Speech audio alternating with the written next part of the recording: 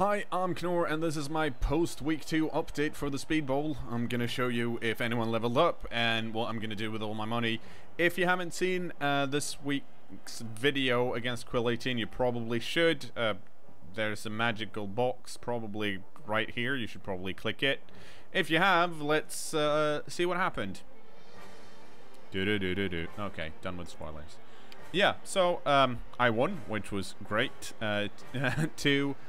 Two wins is a great start for the league. I also managed to level up Sarah Silverback, so it's still kind of going according to plan. I would have loved to get some more touchdowns, of course, and, you know, more SPPs, but what can you do? It was orcs, they're tricky, and, well, I feel like my thralls were a bit misplaced, but in the end, winning is, since it's a league, it's actually more important than anything else. I have $100, which is great. If we look at the match records chart here, I got 90k in my first game and I got 70k in my second game. I have so much money compared to everyone else. It's not even funny. Unfortunately, I can't do anything with 100k as of yet. I could buy more thralls. I don't want more thralls. Unfortunately, just like last time, I got one miss next thrall. This unfortunately it's Hennis Leary, which isn't great because he's one of the MVPs, and Dove Chappelle is our new player from last week. He got the MVP. None of the rest of my thralls have done anything. It's because I don't really want them. Well, it's nice if they do things, but once they get skills, I'm gonna have to make sure that they don't get hurt. So I'm gonna have to position them better, which is kind of difficult in 40-second Blood Bowl because it's one more player you need to keep track of. So I'm probably, well, if I get lucky and if I'm forced to score with the thrall, I'm definitely going to, because I want to win first of all. But I don't plan on trying to get skills on these guys as such. If one of them levels up, that's fine. In fact, I might actually try and get someone to level up, just because I can give that person leader if they roll a double or kick, so I can control the ball a bit better. In any case, let's see what Sarah Silverback. Sue Perkins, we're going to level up her as Super Kittens. We're going to level her up in the next game, hopefully. It's a shame Janine Girofalo didn't get any more SVP, but I focused on getting Sarah Silverback that one extra touchdown she needed. Here's the thing, though. Come on. Go to the level up thing. There we go. She rolled double fives. Now, this means that I can choose any skill I want, except for mutations, because vampires can't take mutations. Normally, they have access to general agility and strength, but since I rolled a double, I can also take passing skills. Passing skills have leader, which is kind of tasty for vampires, but not on the vampires themselves. Leader gives you an extra reroll. I don't really care for any of these on my vamps, and I'll be honest, I thought long and hard about giving Sarah Silverback +1 movement, because I almost always love movement. More movement is always good.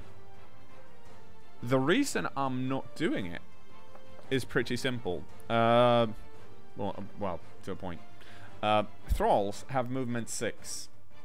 My vampires are kind of bound on a leash by the thralls. If they bloodlust and I'm out of rerolls, it doesn't matter how fast I am. If there's not a thrall close by, then I can't run away. And my game plan, as you've seen a lot, is score quickly and then fuck shit up for my opponent. So I want thralls around, but if I'm going to score quickly, I need to move a thrall as safety and then run down. And if there's no thrall, or if I run away from my thrall, I'm going to have to run back. Now, some of you might say, but if you're out in the wilderness and you bloodlust and there isn't a thrall nearby, then it's going to be really good to have that extra movement. This is true. However, my plan isn't to run away from the thralls, really. I don't want to do that. And if I'm in a situation like that, I'm probably going to try and free up a thrall before I move my vampire.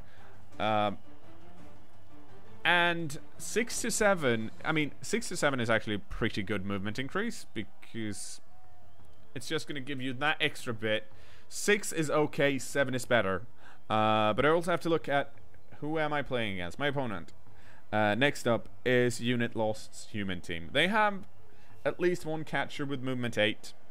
They have blitzers that are faster.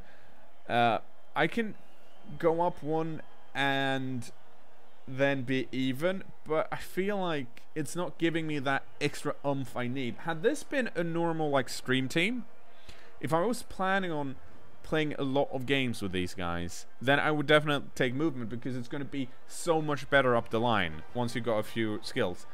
But if I take it now, I'm just going to be extra vulnerable for until I get the 10 extra SVPs I need to level up again.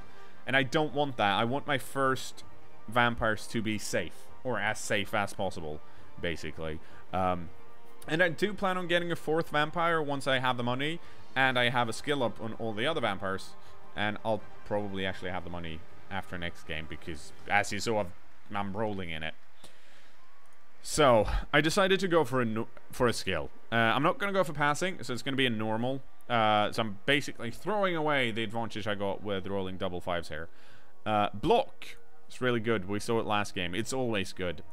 Personally, I like going Blodge and Pro on my Vamps to start out with. It's really reliable. It's super durable. Then they can do anything and be extra annoying, hard to knock down.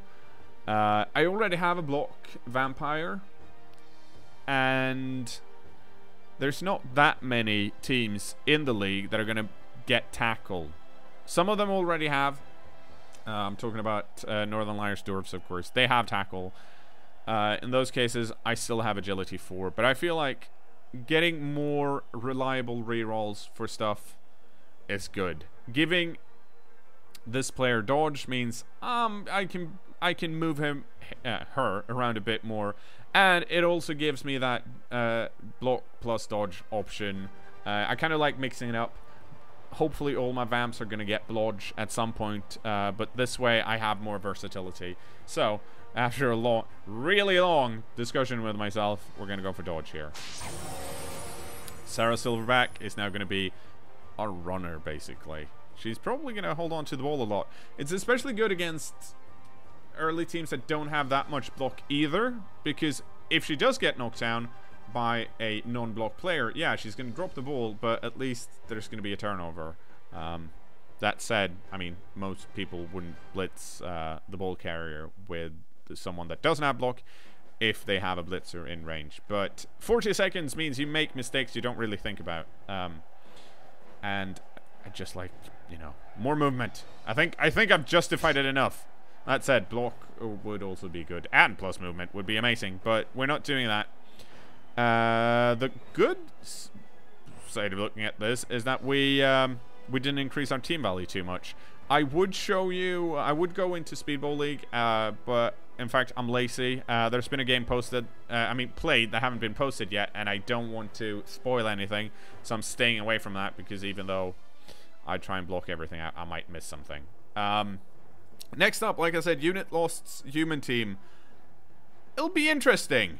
If for no other reason than I feel like it's going to be more chaos than we've had so far. I might have to bring some backup into the call, because otherwise it'd be 2 against 1. But we'll see if that's even possible. I've been cKnoor, and this has been my really long week 2 wrap up for the Funny Farm. See you later, guys. Oh, I should be professional enough and say like, comment, and subscribe, but I keep forgetting about it. So subscribe if you haven't already. You lovely people.